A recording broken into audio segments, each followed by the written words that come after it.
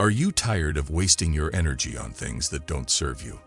In this video, we're diving into Buddhism's wisdom to uncover 8 places you should avoid wasting your precious energy on. Lesson 1. Avoid investing your energy on individuals who do not encourage you. Buddhism teaches that energy is a limited resource. It permeates us and provides energy for our deeds, ideas, and relationships with the outside world. As essential as it is to feed our bodies a balanced diet, we also need to safeguard and store our energy by being selective about how and where we use it. Giving their energy away to individuals who don't support them, those who don't nurture, encourage, or uplift them in return, is one of the most popular ways people let their energy run out. The natural flow of this empowering energy is upset when you focus your efforts on others who don't stand with you. Like trying to water a plant that won't grow, it takes up energy that you could be utilizing elsewhere and is quite aggravating. Relationships that are supportive are supposed to be mutually beneficial and growth-oriented. You start to feel mentally, physically, and emotionally exhausted when this equilibrium is lost. Relationships lacking in support are not always evident right away. Certain individuals may appear amiable at first, but behind your back, they quietly chip away at your self-worth, discount your aspirations, or simply disappear when you least expect them to. They could act in a passive-aggressive manner, pay you back praises, or withhold encouragement when you work hard for something significant. Buddhism teaches us to identify these patterns via the practice of mindfulness. We start to become aware of our feelings after interacting with particular persons when we observe our connections mindfully. The uncertainty of all things was a topic the Buddha frequently discussed. Like everything else in life, relationships can change. Relating ships that no longer benefit you should only be abandoned because they bring pain. When we cling to those who don't return the energy we invest in them, it is this attachment that leads to the emotional upheaval. We can let go of the need for other people's validation or comfort when we are detached and still be at rest. It's crucial to withdraw your assistance from someone who isn't helpful with kindness in your heart. It's not a sign of malice towards them when you're detached. Rather, it indicates that you realize the relationship is no longer good for your health. Even when you're far away, you can still send them good vibes, but your own well-being comes first. Your emotional health suffers as a result of interacting with non-supportive people, which is one of the worst consequences. You can start to lose enthusiasm to work towards your objectives and start to doubt your value.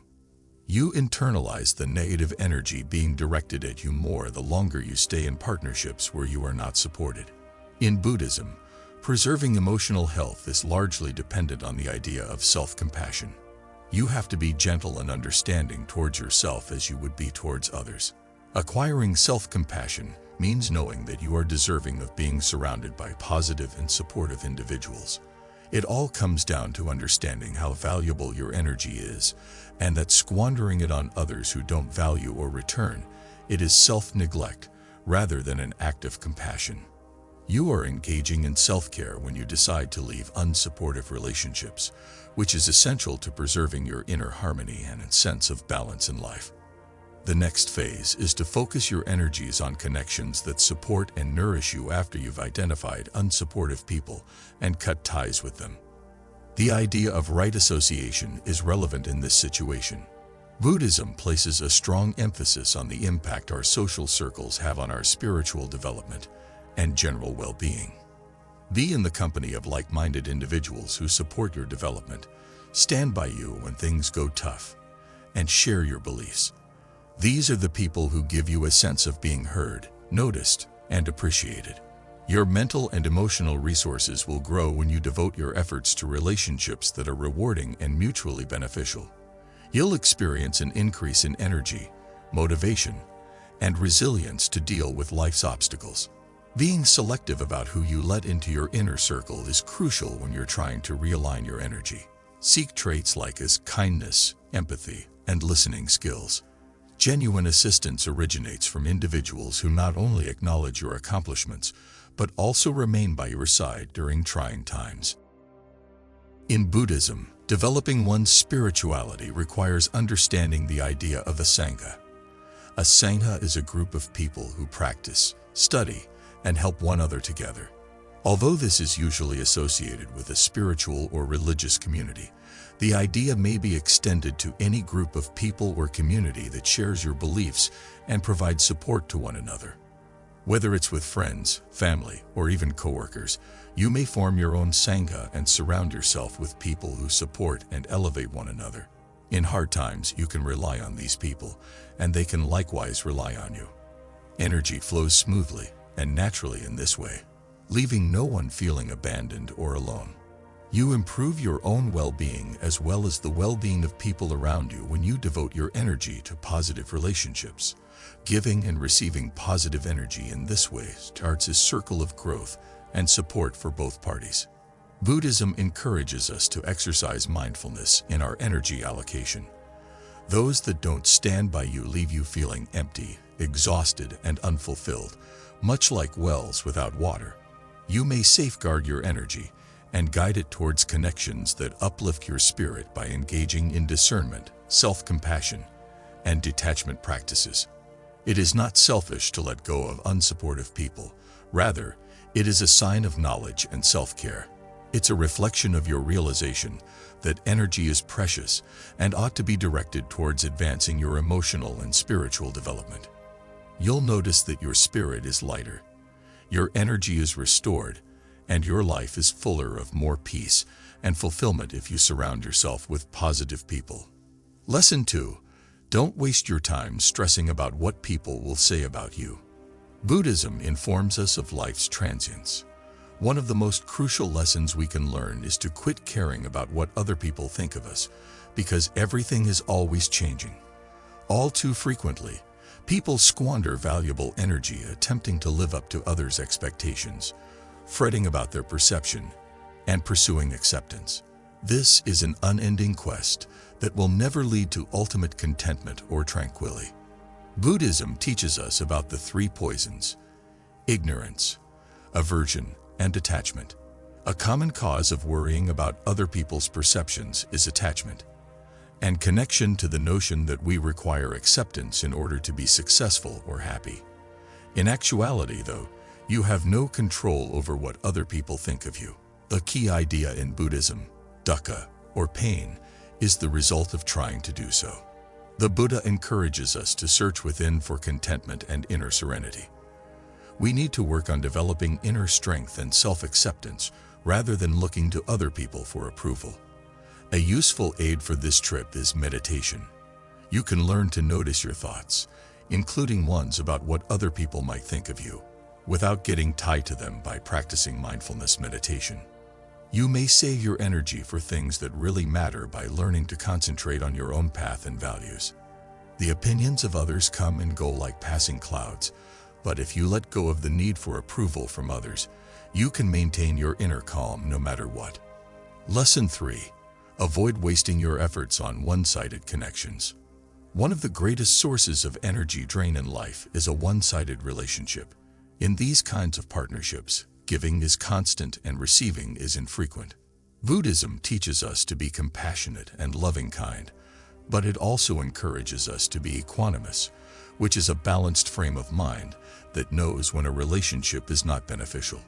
If you are always giving your everything to someone who never gives back, you will never be able to grow spiritually. Understanding the energy balance in any kind of relationship, be it romantic, familial, or friend, is crucial.